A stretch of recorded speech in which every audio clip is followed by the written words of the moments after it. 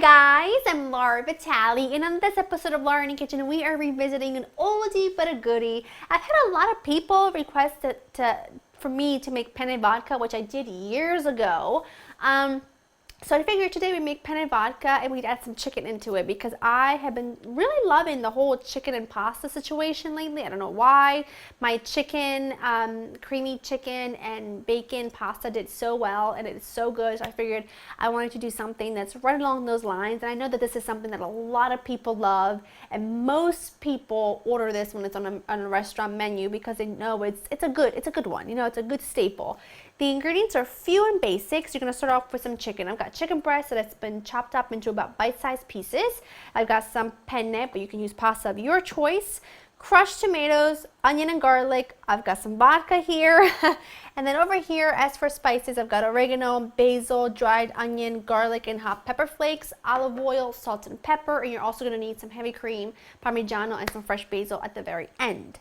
Now, the first thing I'm going to do is I have my pot with some water with a sprinkle of salt coming to a boil, although I don't need to add the pasta anytime soon, but I do have a skillet here with high sides heating up over medium-high heat with some olive oil. And now what I want to do is I want to sear my chicken. Now, I'm not going to cook this chicken all the way through. I'm only going to cook it partially. I want to develop really good color. And sometimes I use chicken thighs. Sometimes I use chicken breast. I was on a chicken thigh kick for a while. I'm back on the chicken breast. But feel free to use whichever part you prefer. I'm going to add my chicken.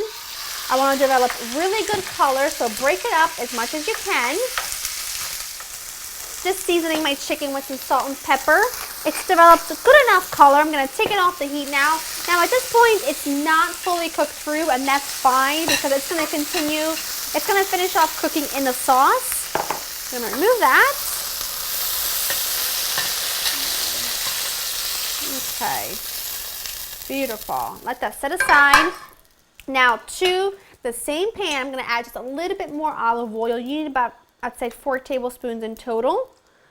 And now to that, I am going to add my onion and my garlic, and I'm going to saute these until they become translucent and they smell really good, develop a little bit of color. I want to give these just a tiny bit of season with some salt. It helps draw the moisture out. I'm going to add in my vodka. Now, make sure you add just plain old vodka, not apple flavored, watermelon, strawberry, bubblegum, vanilla, however many flavors there are, needs to be just plain old vodka. You can leave it out if you want to, still call it penne vodka, but really it's not going to do you any harm, just a little bit of that left behind. And really the thing that's doing the most is just lifting. You can see it just lifted any of those little bits that were left over from the bottom, on the bottom of the skillet, and now you've got this gorgeous like juice. And you want this to be reduced by half, which is pretty much almost there because I left my heat pretty high. You can see it's hardly any of it is left. So now I'm going to add my crushed tomatoes. Get that all out. Give it a really good stir. Make sure there's onion. Oh, it smells so amazing. And then I'm also going to add in my little spice mixture here, my little dried herbs, I should say. Stir that in. And now what I want you to do is partially cover this with a lid and let this cook on low, like medium low to low, for about 35 to 40 minutes. It should be nice and thick when you're done, and I'll show you what it looks like when it's there.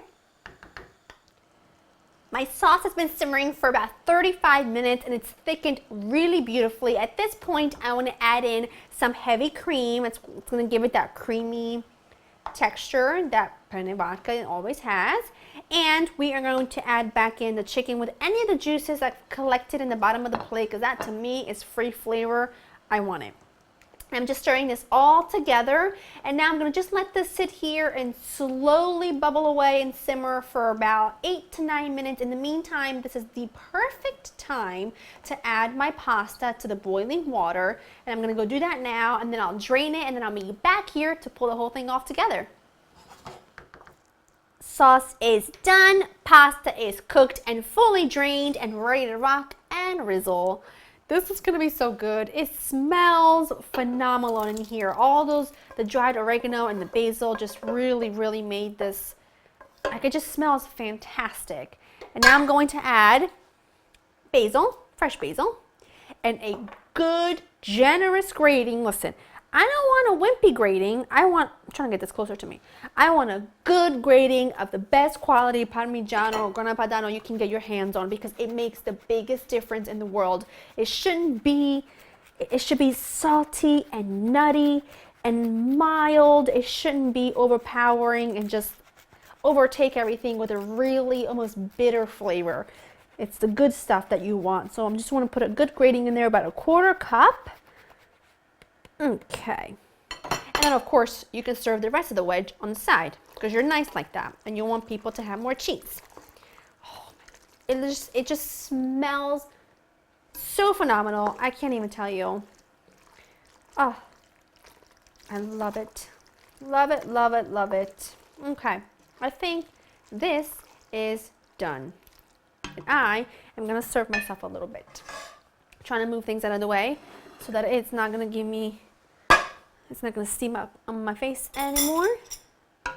A little bit for me as a pre-dinner snack. I've earned it, if I do say so myself. Just look at this. I just want you to see the sauce is not watery at all, which for me is a big plus. I want the sauce to be thick and to coat each piece of pasta ever so perfectly so that it's almost velvety with the chunks of crushed, like the crushed tomatoes running through it. That is what I want. That to me is what's, that's what I want out of a penne vodka.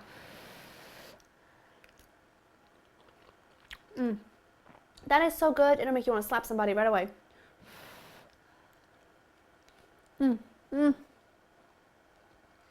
Hot dog.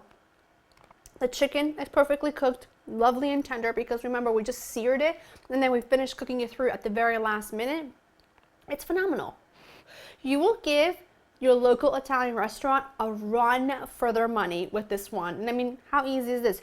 Serve it alongside a great, beautiful mixed green salad, a warm baguette or a piece of ciabatta, and you, my friend, are good to go.